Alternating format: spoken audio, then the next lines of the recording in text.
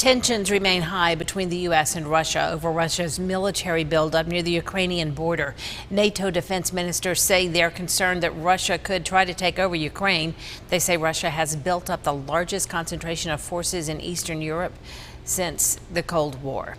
A lot of people are asking why the U.S. is involved. And News Channel 6's Renetta Dubose took that question to a local political scientist today. He says this dispute dates back to the Cold War.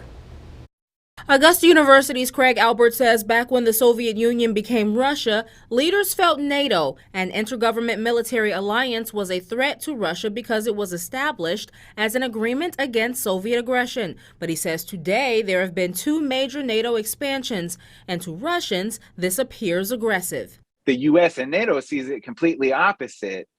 The United States and NATO sees Russia continuing to do informal incursions into neighboring republics, setting up quasi-independent territories in countries that are friendly to Russia over anybody else. Even though the Cold War has ended, Albert says NATO perceives Russia's actions as what they were when the Soviet Union existed. Both sides in this dispute, if we don't look at Ukraine for a minute, if you look at it as a great power competition between NATO and Russia, both sides are viewing the other side as non-necessarily causing the dispute. He says Ukraine is a buffer area where both NATO and Russia are fighting a proxy Cold War. He adds analysts are confused about President Vladimir Putin's motive. There are other analysts that say President Putin wants all this. He's purposely acting aggressively, that he believes Ukraine is Russian territory and it's always been Russian territory.